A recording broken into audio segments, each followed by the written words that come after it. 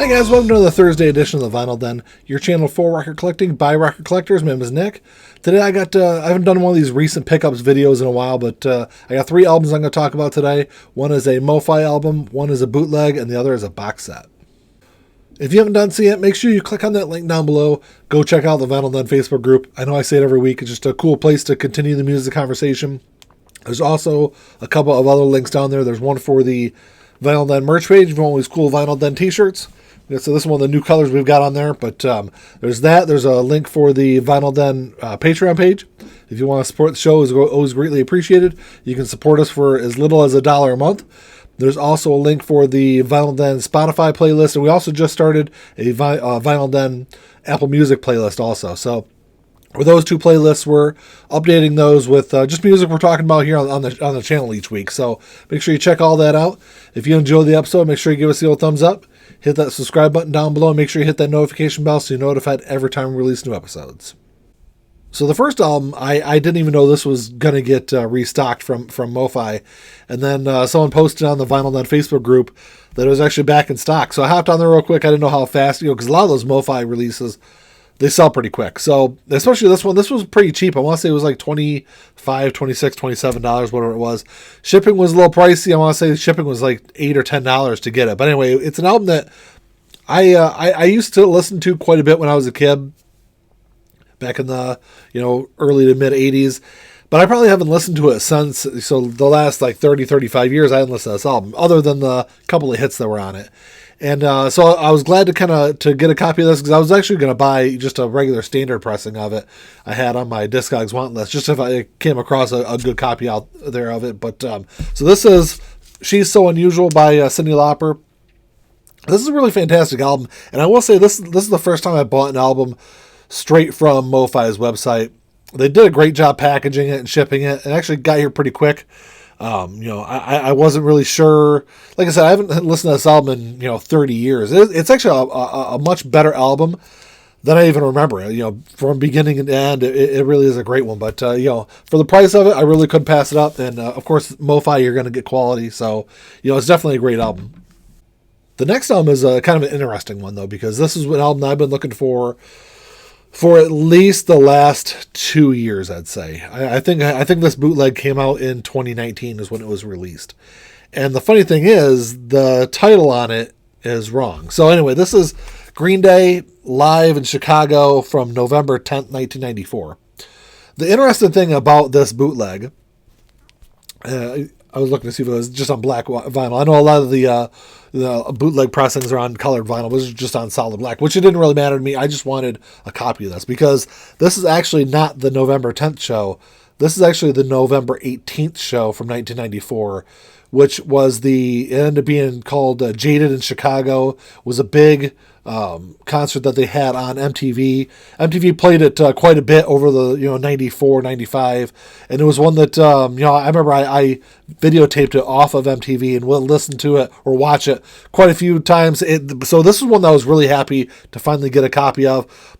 I believe this it's not mastered great, because it's a concert, but the way they mastered it, the tracks kind of cut off or fade out in between. So, I knew it wasn't going to be the best sounding copy or best sounding version of this. It was just something I always wanted to have on vinyl, just because I love that concert. I love watching that show. And, like I said, the mastering's not great. The sound quality, it sounds like it probably was recorded or pulled off of a recording from the radio is kind of what it sounds like. But it is something really cool to have. And, like I said, something I've been looking for a long, long time. So on to the Skid Row box set. The Skid Row box set was something that I had really been kind of up and down on. I've almost bought it several times. I could have actually pre-ordered it from, I think it was Pop Market, had it on sale for, I want to say $140. And list when it was released was $200. So I really love Skid Row's first album. And then Slave to the Grind is a really good album. I kind of kicked myself for passing on the RSD release a couple of years back. I remember Sebastian Bach did a video of it, kind of downplaying the sound quality of it, and I think I kind of played a factor in me not picking it up. And it's been one of my RSD regrets ever since then. I really wish I would have grabbed it.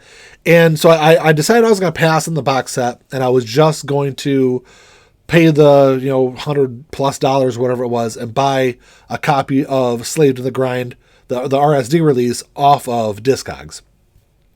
And then lo and behold, someone popped up in the Vinyl Den Facebook group. Once again, I'm gonna plug the Facebook group, but someone popped up on there and said, "Hey, hop on Amazon," because Amazon had this thing listed for $112 or $113, whatever it was. So at that price, it's actually probably about the same price as what the Slave to the Grind RSD release was going to cost me anyway. So, I'd much rather have this box set than just that Slave to the Grind. I will say that the only other Skid Row album I have is the purple reissue that came out, last year? I think it was beginning of last year that came out. So this is really the only Skid Row album that I own that could compare.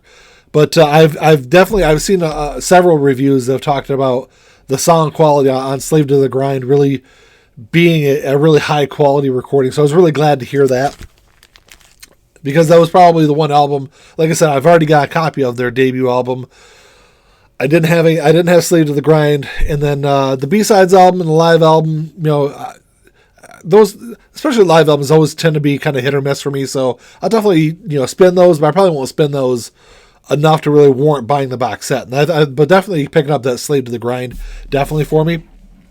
Definitely made the price of it worth it for me, because I'm not a big Subhuman Race fan either.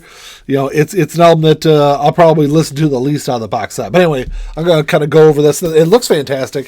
It's got kind of a nice matte finish. I'll shine it in the light. You can kind of see how the words on the cover of it is kind of shiny, but the rest of it's kind of matte. On the back is the same way. As you can see, the covers, the rest of it's a matte finish. Just the overall packaging looks really nice. I did already open these up and put all of them in good inner sleeves, because they all came in just the cheap paper ones. But it's all on black vinyl. There's nothing really special to it. It's just the cover one, overall looks of the cover. It looks like the same kind of cover that what the last reissue was. So that's their the debut self-titled. And then the one I was really looking forward to, it's the nice gatefold version. I think there's one track different from this compared to the RSD release, but after hearing how great the sound quality sounded on this one, I was definitely happy to finally have this one. So that's Slave to the Grind. And then this is Besides Ourselves. This is just let's see, there's 5 tracks on here. It's just a little EP of B-sides. And then you've got Subhuman Race, which this is actually not on a gatefold. This is a double. Yeah, it's a double album, but they just got it just in a sleeve. I don't know. They probably should have done a gatefold like they did for Slave to the Grind, a little bit better presentation. But for what it is, it's a decent album. Like I said, just not one of my favorite Skid Row releases. And then this is the Subhuman Beings on Tour. This was originally, I think this is only released as a CD in Japan. So, it's a first time on vinyl, and like I said, it's probably one that I won't listen to a whole lot. At least the live album here, and the B-sides, probably the least things I'll spin in the box set. But definitely getting that Slave to the Grind. Like I said, I paid $113 for it, and the price has kind of gone up and down. I've seen it, since I bought it, it kind of went back up to the 120s, and then I saw it go down to even closer to $100. So if it's a box set, if this is a box set you've been wanting to grab, definitely check on Amazon and kind of keep an eye on Amazon, because the prices have kind of been all over the place. They've been, like I said, as low as almost $100 and then back up in the 120s, 130s. So it's something that I think is a really great value if you can get it at, closer to $100. Like I said, I paid $112, $113 for it. It's just, it's something I'm really happy to finally have. Well, that's all I got for you today. Thanks for checking the show out.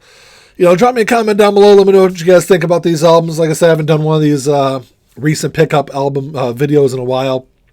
I picked up more than just these 3, but these are the 3 that I found kind of a little more interesting as far as releases go. And I will say about the Green Day bootleg, Yes, I've been looking for it for a couple of years now. I don't think it's even been sold on Discogs in probably over a year. And I just happened to look at my local record store. They put a video up on it about I don't know, probably within the last week or so, and I was surprised they actually had it on there because like I said, it's actually gotten really hard to find. And this is not the best. I know you can't really see it in the sleeve I've got it in, but the cover is a little beat up. It's not the best quality, new album I picked up in a while. This was, still shrink wrapped, but I would say the cover is probably VG best. At best, there's a crease across top, crease across the bottom, but it's one of those albums that I'm willing to settle with a beat up kind of copy to at least just finally have that on vinyl, because I've already listened to it a couple times. It is really cool to finally have that. Like I said, it's just Green Day was, especially Green Day, early Green Day, was a much different animal than what they've been, since the 2000s. Back in '94 is a lot more. It was definitely a more rough band on the live sets, and I think that's more of that November 18th show from '94 is really kind of an iconic kind of Green Day show. So definitely happy to finally have that. But let me know what you guys think. If you enjoyed the episode, make sure you give me the old thumbs up. Hit that subscribe button down below. And that's all I got. Until next time, keep on spinning. Peace.